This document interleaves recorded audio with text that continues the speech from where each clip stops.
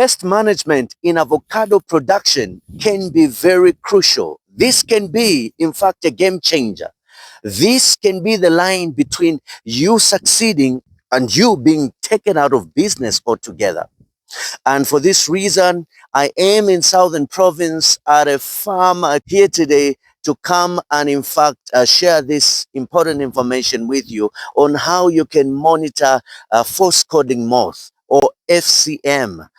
This is a notorious pest that can really take you out of business. And for that reason, I share this video and I'm going to show you the trap that we use and of course how that trap is mounted, where and stuff like that. Stick around and let us learn together.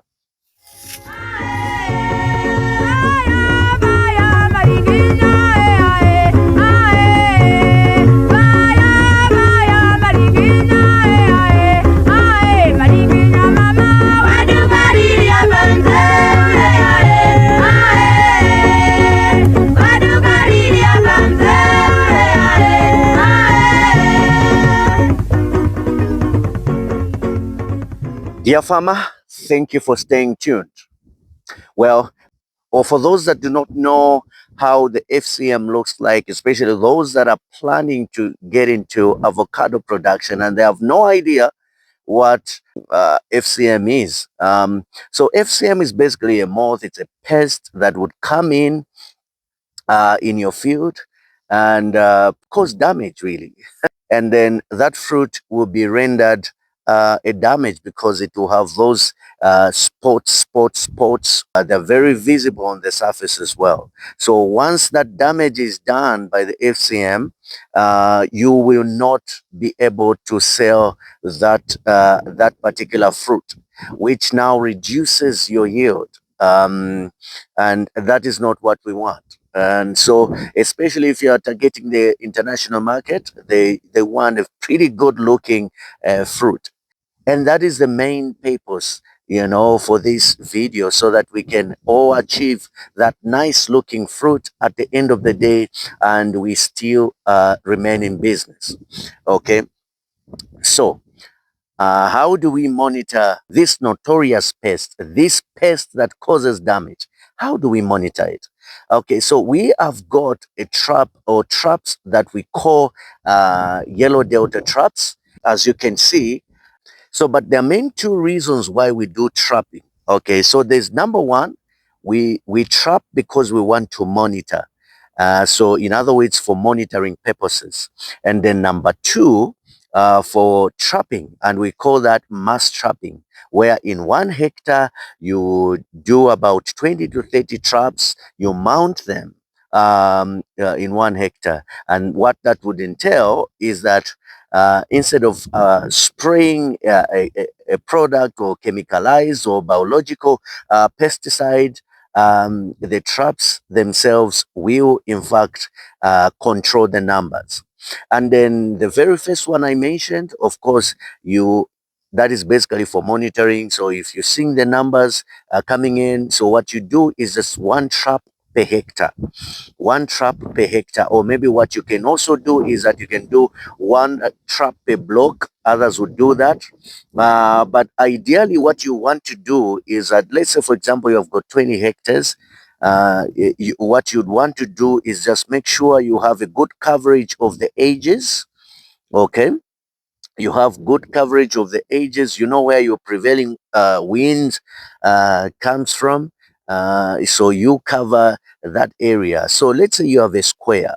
Okay, you have pretty much a square. So I would put traps on the four corners of that field, and then put some traps in the middle as well. And also if I have some traps remaining, I would put them in between those edges as well, so just to have a better coverage of monitoring. But the principle is 1 trap per hectare. And what you can also do is, of course, make sure that that trap is set up at least on the top third of the tree. I'll give you an example. You see this tree, for example. It starts from the bottom and goes all the way up. Okay, so you're not putting at the bottom, you're not putting in the middle, but you're putting somewhere here, somewhere right there. Okay, that would be the best place. That would be the top third. Okay, so now let us go to the trap and see different parts of the trap. Um, and I'm going to explain something. Let us go. So this one we have here, as you can see, it's well displayed, and it's pretty much on the top third of the tree.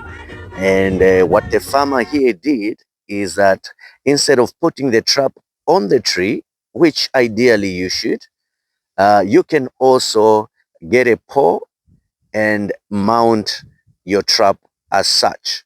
So this is the yellow delta trap as seen, but I want you to see that this has seen some good days and the beating of the sun has been evident, as you can see, but nonetheless this is due for change.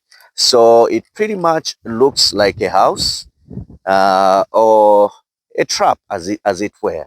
So when you look here, right at the top, you have got this cage right here, a tiny cage right inside there. And I quickly want to show you. Okay, it's right here. That little cage goes right on top, right in there. And this is what we call a cage, which will house the ferro lure. You see there's a lure right in there. And so how that lure works, as the name suggests, it lures the pest. So it has a pheromone, it has a scent. And so once the lure is mounted on the trap, the male moth, FCM moth, that is the male FCM moth, will be attracted to this scent because this pheromone has a scent of a female moth. So it will come looking for the female right here. So it goes in like so. That is where it's mounted. So once the moth comes, it gets in here to look for the female moth. And then it's going to be moving in here, looking for the female moth. Should it make a mistake and sit down, it will be now trapped or stuck on this pad. We call it a sticky liner or a sticky pad. It is very sticky, such that when a pest comes and sits here or an insect comes and sits here, it will definitely be trapped. Okay, so this is how this trap works. So it's basically a trap. It's a which houses a lure, and the FCM comes here. The male FCM will come here looking for a female, and of course they will get trapped. So as you would have it, this will catch different stuff, but I would want to show you right here. Now, this sticky pad has interesting linings, and I think I'm not going to go in details really, but the idea of those boxes there, the linings, is to just make us count better, you know. And so let us now look at what we can see. I can spot the FCM. Let me just put it right here. So the FCM, as seen, is this one right here. And I'm going to put a fine picture just right on this video, on the screen right now, for you to pretty much have an idea on how it looks like, clearer. So this is how the FCM looks like, guys. So this is how the FCM looks like. And this guy is trapped. And of course, you have different stuff there, different stuff. So I can see this FCM. I can also see this one right here. Okay, so what you can do is that you can have a weekly record. So every week, if it's Tuesday, you pretty much check your traps. So that will now be your day for checking your traps, and you have a record. What you find, you record and you number your traps. Let's say this is trap 1 or station 1. You have one trap there, and that trap has a name, and that will be trap 1 or trap 2 or trap 3.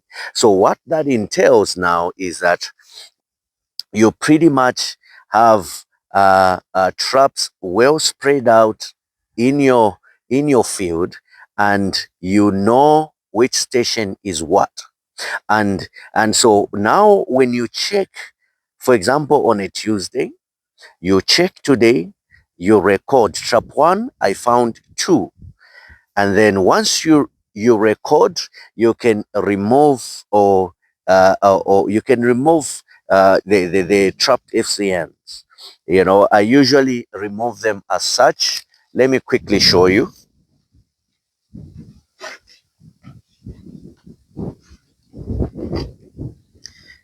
I usually go like that. Very quick and easy. And once I'm done, I thoroughly wash my hands. I basically scrub them off like that. Like so. And we're done. So right at this trap, the record for today is 3, because I can see another one right here. So 3 FCM right here at this trap. That is our record for this particular trap for the week. If you have a spike in a trend, then you can do something about it, because then you will know what is happening in your field. You know when they are coming in great numbers, you know when they are not coming in great numbers, and it kind of keeps you in good steady, and so that you have time to start looking for options on how to control the FCM in the field. All right, farmers, if there will be any question in this regard, please do feel free to ask. I may have left out something. You can send a WhatsApp message to the number in the description below. And of course, I should be able to reply to you once I have a chance to do so. So you can send a voice note, or in fact, a text message, and that should be fine. Okay, but if it's something that you can put in the comment section for our laning, if you know these things and you want others to lane, well, you can put that desired comment in the comment section, and we should be able to all feast on it, because knowledge is of essence, especially where farming is concerned. For now, it's goodbye.